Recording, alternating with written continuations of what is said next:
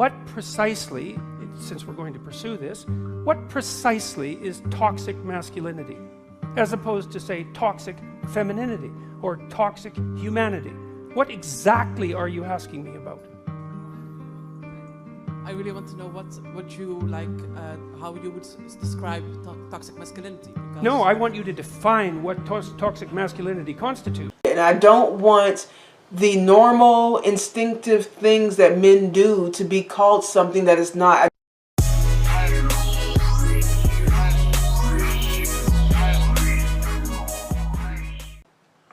Welcome back to our channel. We were sent a video of Jordan Peterson. Yeah, we're gonna watch this and let's see what this is about.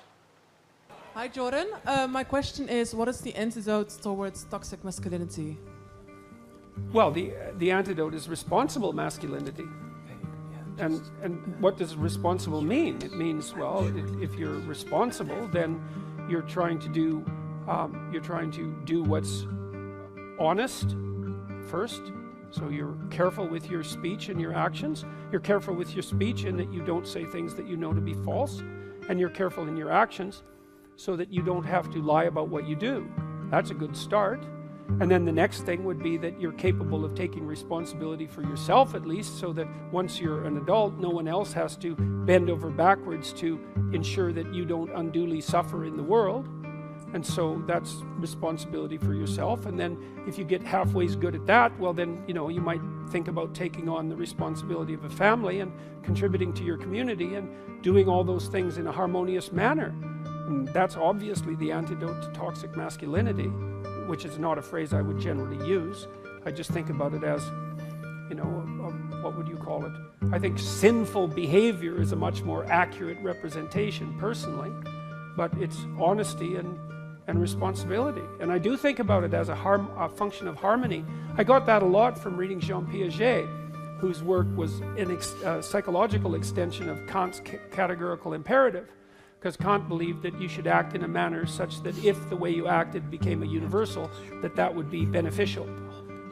But Piaget formalized that very nicely, showing that one of the bases for the emergence of a system of genuine ethics was an iterable form of reciprocity, so that, you know, so for example, I can give you a quick example of that.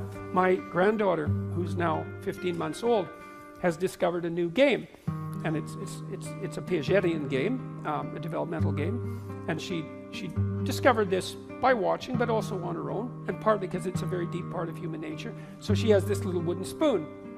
And her game is, you sit with her at the table, and her game is, she gives you the spoon. And then you take it. And then you give it back. And then she's all happy about that. And then she gives the spoon to the person who's sitting beside her.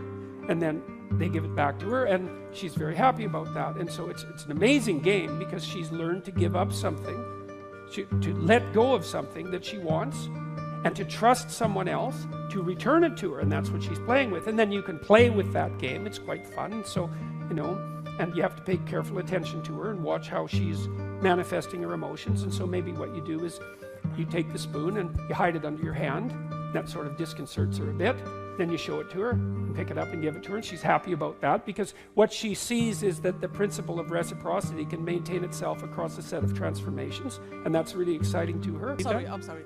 I said that didn't cover really a toxic masculinity, right? Because yes, it's dealing with dealing with the principle of reciprocity. You just said that you have to be honest and responsible as a man. Right? Well, put it this way: when I'm giving the spoon back to my granddaughter, I'm not engaging in toxic masculinity. And that was the point that I was trying to make, is that, and this deep reciprocity and trust is part of the social contract, and it is precisely the antidote to what precisely, since we're going to pursue this, what precisely is toxic masculinity, as opposed to, say, toxic femininity or toxic humanity. What exactly are you asking me about? I really want to know what you like, how you would describe toxic masculinity. No, I want you to define what toxic masculinity constitutes. I think that the moment when you kind of, I have a hard time to kind of describe it in English. Let's say, that you kind of go over a boundary that kind of neglects the freedom of the opposite, well, gender or whatsoever. So that's toxic masculinity, and that you kind of have. But this, that would also be toxic femininity. well, may I like finish my sentence? Sure. Please? Thank you. And then also, I lost my sentence now. But no, I will be back. I'm back. What was the sense that? Yeah, can someone help me here in the audience? Okay, so before we move on, let me point something out. You know, that I was willing to undertake this line of discussion, allowing for the possibility that the category of toxic masculinity had some content, right? But if we're going to pursue that line of reasoning and quibble about the answer, then we're certainly going to quibble about the definition that's embedded in the question. And so part of what's happened in our discourse is that we're required ethically to assume a priori, merely out of politeness, that the utterance toxic masculinity actually constitutes a meaningful phrase. And if you push it, you find very rapidly that it doesn't, because it's very, very, very difficult to define, and definitions actually matter. And so if it's a matter of transgressing against the boundaries of gender-appropriate behavior, well, first of all, that indicates that there's something universal and normative about gender-appropriate behavior, which is something that people who push the idea of toxic masculinity generally tend not to presume. And second, it's just as likely to happen among women as among men, in which case it's not toxic masculinity. So maybe on to the next question. Okay. I get weird about the toxic masculinity thing, because I think that when people are defining, well, like this lady here, she didn't even know how to define what she asked about. So she's wants to put the accusation out there that there is men are very toxic right now today in society, right? But she herself doesn't know how to define that, and in fact, she needs help with the audience and how to define that when she's the one that presented the actual phrase. And so we do this a lot, right? We're seeing this a lot out here, where people are putting labels and they're creating these phrases and don't know what it actually even means, even to them. I personally do not believe the idea of toxic masculinity. I think there are, like he said, sinful behaviors, people who are not, like behaving well in life. And this is a problematic people, right? What we're seeing now, though, is that a lot of women are calling regular male behaviors, okay? Now, we're going to go ahead and put aside the actual abusers. Abusive men that are verbally, mentally, emotionally, physically abusive, because that would be on the extreme end of the spectrum, right? So, but the majority of men are men, and right now the pure essence of them, that is being attacked as toxic, because they're just being men. And this is why I have a problem with feminists like this. I mean, I think college in general is, again, left-leaning, and I think they're teaching young girls that women are innocent and men are not. Yes, that's true. In a nutshell. And so, that is true, actually. And I think that there's this idea that, like if you go back from the beginning, we are, when you think about like children, for instance, children are, like, we all think children are innocent, they are, but all of us are born pretty bad. We're all born pretty bad, and then we have parents that have to teach us right from wrong, right? Now, it depends on who your parents are, whether you're going to get that lesson or not, and how and when you get that lesson or not. But the truth is that if we're all born pretty much kind of sinners, and we got to get ourselves right with the world, then that means that it's not toxic masculinity, it's that we're toxic until we're not. Right. Yes. You know what I'm saying? But I think what the liberal left has done so well is they've been able to use feminism as women are by nature, because it says that we're the weaker sex, and although they want to talk about women empowerment and stuff like that, they really do feel like they're the weaker sex, and they think they can use that as a way of catapulting themselves above men, especially in the workplace. So men, get micromanaged when they're at work, then women don't. Everything a man does is wrong, and everything a woman does is right. Right.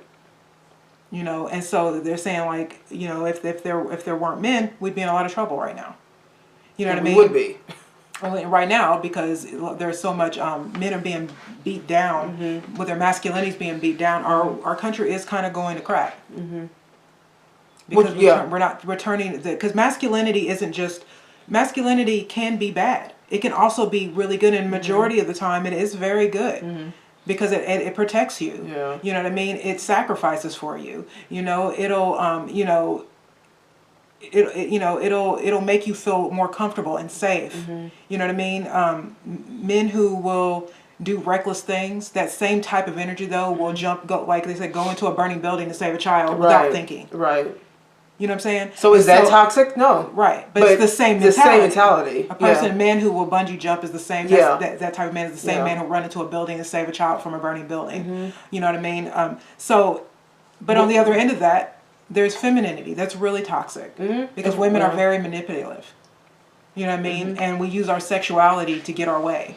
You can do that with the many naked women that are on camera, on Instagram, trying to show their body and pretend like they're both men are treating them sexist while they take their clothes off and show their bodies. Yeah, so manipulative feeling. Don't look at me, but if you do look at me, you're sexist. But if you don't look at me, you know what I mean? So it's sort of manipulative energy. And this is something women never want to bring up because they've somehow made being sexually promiscuous power.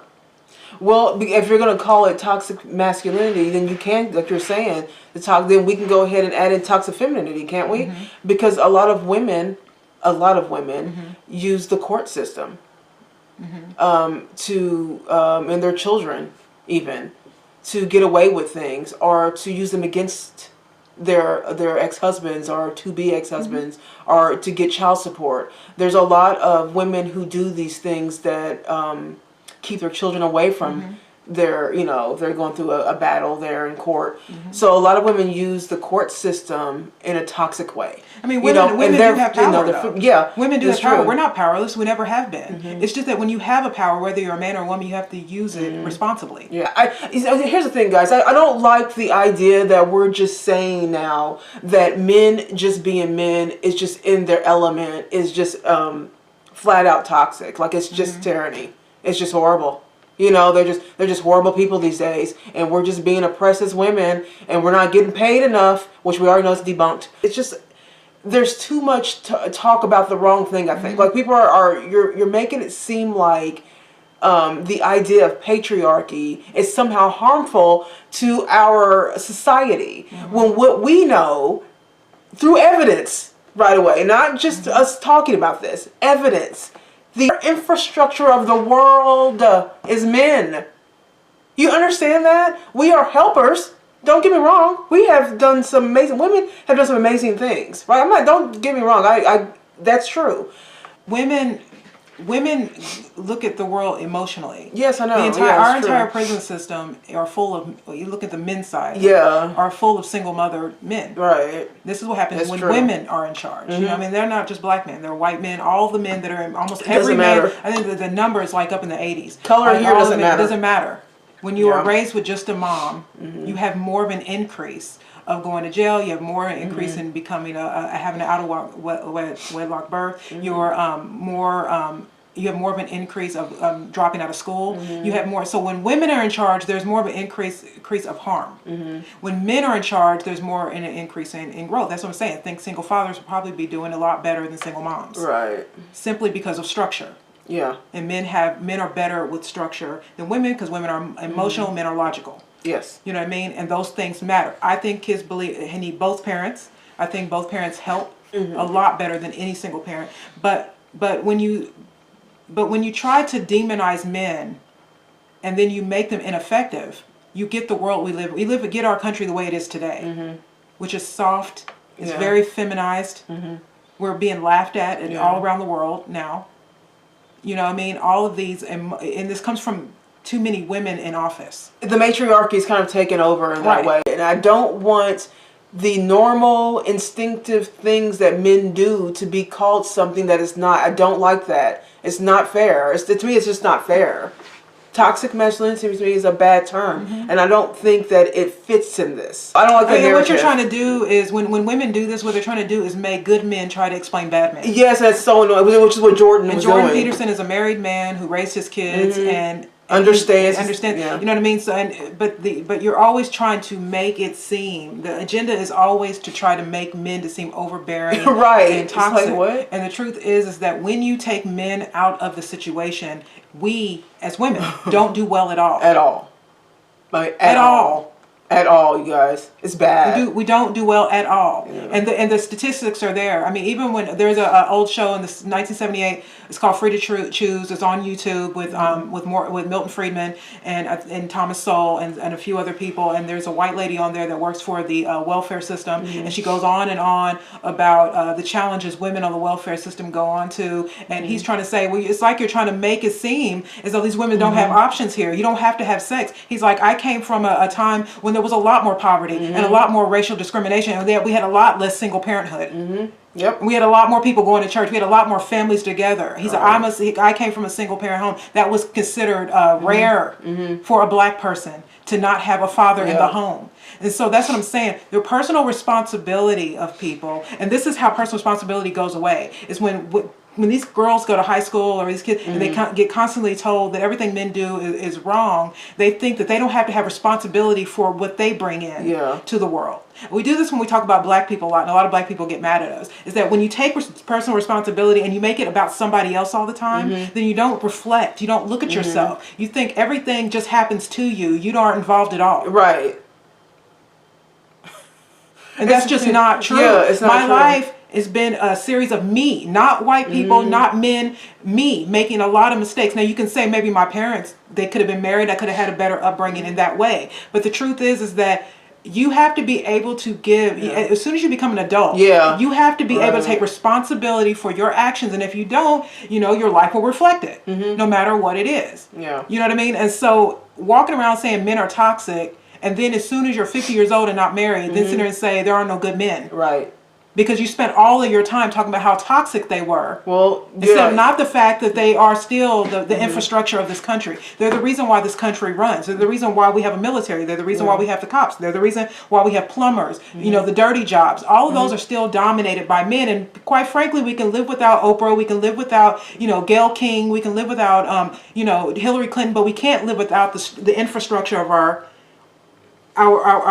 country. So, like, I look at, sometimes I see women talk like this lady on here, I feel like if you want to talk about toxic masculinity, then you're being toxic as a woman. Then we can do this both ways, because you're being toxic to say that and generalize it as if it's all men, and you've come with some new term. That to me is toxic in itself. That kind of speech that you're doing right there, that's very toxic to me. Yeah, there is a video with, there's a video with Colonel Allen West talking to this girl that I'll find that. And the way that she talks to this man, unbelievable.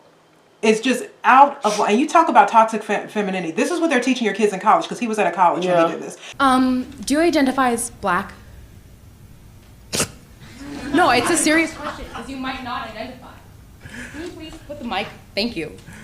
Okay. When I walked into the room, I'm not done with my question. Young lady, young lady. I'm just asking you to listen to me. And I'm about to answer your first question. But I didn't finish my question. Okay. Yeah, I'm black. You know what I mean? And let me tell you, the toxic is coming from us. Yeah. And we're turning them we're also turning them into, like they're tired of us. He's a grown, you know what I mean? man. Like, I see men who are just tired of women. This lady is young, talking to this grown man like this, and I'm like, he is like, whoa. He's like, whoa, young lady. No. You know what I mean? There are times when we have to talk about Maxine Waters that I hate that I have to say what I have to say about her, because she's my grandma. Yes. You know what I mean? And when I look at her, that's what I see. I see my grandma. You know what I mean? And so it's hard for me to look at people like, John Lewis. And these people that's my grandparents and my mother's era that I disagree with a lot now, because I'm conservative, but I still respect them, because those were my parents and grandparents. I still respect them. Yeah. They did the heavy lifting, even if I disagree with them. Right. A lot of what they did was the heavy lifting. I didn't fight no wars. Right. I didn't fight no wars. I didn't get hosed down by nobody. You know what I mean? I wasn't told I couldn't eat at a lunch counter. Because they did all that, I can do whatever I want in this country now. And so for me to sit there and I hate talking about older people like that. Yeah. But sometimes you have to. But I never will disrespect the way this girl disrespected Alan West. Yeah. And Alan is he's a military guy. Amazing man. He's served in the military. He's been married for a long time. He's got daughters himself. You know what I mean? He's a politician. He's a great man. You know what I mean? From what I know, because I watch him, he's a great man. He's a conservative man, but he's very nice and. He's like one of those people that... He's respectful, He's one of those people, right? One of those people that you can talk to. He's not going to be like... He's mutually respectful. And the way that young people just talk... It's unbelievable. Now, like the way that girl, she was young, talking to Jordan Peterson. Who do you think... Like, your attitude, though. But you didn't answer my question. Yeah.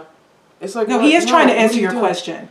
Listen to some wisdom right now, young lady. Have you ever seen people talk to Paris Morgan? Yeah, it's just... These young people talking that girl. Remember that black girl that was talking to Piers Morgan, and don't you do this? Just like, who do you think you are talking to? Even if you disagree with him, there is an elder part where you need to respect. Yeah. Who you're talking to. Yeah, society I feel like is generally disrespecting men right now. I think there's a general there's no respect there, and while I know, and I know people will be thinking this, there are men out here who are lost and have lost their way and are struggling with certain things. But even with that, I do still feel that, to me, more of the toxicness is actually coming from the women right now at least. I feel that way. This is what I'm seeing with my own two eyes. I don't see it the other way. And I'm in full acceptance that there are men struggling with stuff. And are men who are not doing right by something. I know that. I see that too. But I'm talking about just like a majority kind of rule. It seems like right now that the disrespect of men, you know what I mean? Like it seems like that's what's out of control to me. I feel like that's out of control. And I don't think that it's fair to use this term. I don't like this term. So I've never liked it. That's not fair. I don't think that's right. Even in the workplace, though, if men are like kind of trump you at work, I mean, I wouldn't say that all of it's validated, but a lot of it's valid. Like trying to, like they'll say, like what she was saying on the video, she was saying that, try to push you down. But I think men would do that to each other. Yes, they do. They do. And if you're such a strong woman, you should be able to take it. Yeah. If you can dish it, you have to be able to take it. Because, work is a race to the top. It's just what it is. Well, you know what I mean? May the best men win. May the best men win. You're not the man. Yeah, you're not a man. That's a saying that's gone on for many years. May the best men win. There's a reason for that. Because men don't go and and argue and fight. And men are fighters by nature. They just try to trump each other. Yeah, men are hunters and fighters by nature. They're never just going to roll over and play dead for anybody, not each other. But we don't really know what men go through. No, we don't. Because men don't tell us. No. They usually have a quiet strength, and they kind of just know that we're emotional and we're going to run our mouth. Yeah. And so they kind of just listen to it, and then they kind of die inside. Yeah. And deal with it. Because that's just how they are. You know what I mean? And we think we're doing a whole lot because we have babies and we have periods and we have all that. We always like to make sure everybody knows that. You know what I mean? But they don't. And because they don't, though, it almost makes them a target for being bullied. And even through that bullying, they're still fighting the wars. They're still, they're still fixing the infrastructure. They're still mostly, the police department's still mostly men. You know what I mean? They're still protecting homes across the country. They're still doing stuff like that. And at the same time being treated badly while they do it. You know what I mean? And the thing is, it's just like, I just think that before you want to talk about anybody, you really just need to make sure that that masculinity is something you truly don't want, because believe me, you know what I mean. You're not going to hear me say can be a lot of things, but believe me, it's more harm. There's more good than harm. You're never going to see me up here talking about men need to stand down. Are you crazy? Have you lost? I do not want to do anything that men are doing right now. You understand what they're doing? I mean, women. I feel like women are not really understanding. A lot of women, a lot of them understand it, but a lot of these women out here that are screaming at the top of their lungs that they're not being treated well by men, and men are treated in society. They're horrible in society. I'm like, do you even know? the level of what they're doing. Like that's so arrogant because you're not even understanding that the things they're doing in silence that we'll never know. But also the pressures they have that we don't have. We don't have, yeah. You know what I mean? They the bear pressures burdens of that we don't having have. Yeah. There are a lot of pressures that they have that we just really don't understand or have, just because they are men. The weight of the world, what is the on world their shoulders, expects of them. You know what I mean? And we don't talk about it. They don't talk about it. Right. You know what I mean? And so this is the reason why, again, I'm not a feminist. I don't see the point in it, honestly. I really honestly think it's a supremacy case. I don't think it has anything to do with equal rights at all. I don't either. We have an outlet. See, we have an emotional outlet because it's nature for us. It's not a big deal. We talk to each other. We can have our, our little powwows and stuff like that, and get that emotion out. That is a very, I'm very relieved that we have that as women. Yeah, and they don't have that outlet. Yeah. And by the way, if we're really being honest with ourselves, we don't want them to be emotional. I know. We don't, not like that. If we're emotional, who's going to counteract that? They know that. They know that no matter what we say about their emotional state, it's true. We are never going to truly respect a man who's in his tears all the time and can't stand up with a backbone. And that's the honest truth. And I'm not saying that men can't express their feelings, but what I'm saying is that there is a certain strength that women just look for in a man that we just don't respect when they don't do it. It's true. And that's just the truth. You know what I mean? This woman on the video though that you sent, my favorite part is women like her, people like her that come up with these terms and can't define them. It's like, girl, you came up with it. You had a whole term you were ready to get, Jordan, right? Couldn't even define it. And then he smartly, because his word placements, or he understands what he's talking about, right? So he just like, okay, so I'm willing to talk about this. I was willing to go into this. And now you can't even define it. Yeah, because when you're talking about something like this, what Jordan's saying is that we have to define terms. So the thing is, we have to know exactly when we talk about toxic, or we have to have the same definition, because my answer won't answer your question if we think of it two different ways. Right, yeah. And so again, she couldn't answer. It wasn't because of her English. She's running her mouth quite well. I was going to say that. It's because she went up there as a victim and not as someone with some real sense. And she's talking to a man who absolutely knows psychology. Yeah. You know what I mean? And so he was just like, she didn't expect that, him saying, I know what it is. I'm asking you what you think toxic masculinity is. A deer in headlights moment, which is always happens with these types of women, is this whole deer in headlights. And even when I'm having a conversation with a woman like this, I'm like, well, what does that mean? And toxic masculinity for women is everything from rape to not getting your way. Yeah. That's just all, that's everything. Because these conversations are not limited to just this channel. I literally have these conversations with women all the time. I do. I have these conversations with women all the time. Like, well, you're saying all men are bad. Well, why? But what? And it's always about how bad they might. But what happened in your life that you accepted that? So long story short, until you walked in a mile in another gender's shoes. We need a country full of strong-minded, strong-bodied men. I tell you, we say this all the time, and I don't care who has a problem with it. We support the patriarchy, and we want it to be upheld. I'm not saying there are no men that don't have faults. I'm not saying that, but there also are no women with no faults. Right. But you guys, let us know what you think. Thank you for sending this video. I'm sorry, I meant to find your name. I apologize. But thank you for sending the video. Please do not forget to like and subscribe to our channel if you haven't already. We would greatly appreciate that. And that's it. We will see you. Oh, and hit the bell, because our algorithm. Oh God, they do not like what we talk about. You guys, I forgot to tell you guys about that. Yeah, if you guys, I know we've gotten, that's another thing, comments and emails about somebody that always talks to always subscribes to us and always comments on us. He just said that he's not getting any of our notifications all of a sudden. Yeah. YouTube is very funny with conservative voices. They don't really, it's not popular to be a conservative right now. And so you really do have to hit the bell, or just make sure you're still subscribed. Because there have been times, there was a time a while back where I'm actually subscribed to my own channel. Yeah, me too. And then I wasn't subscribed. Yeah. So they took me off the subscribe, I decided to subscribe again. So just make sure that you're subscribed and hit the bell so that you can get the content. And what we do is put our videos out every Wednesday and every Wednesday and every Friday. Yeah. So if you don't get it, know that there's a video on Wednesday and Friday at 2 p.m. Yeah. All right, you guys. We'll see you guys on the next video. All right, bye.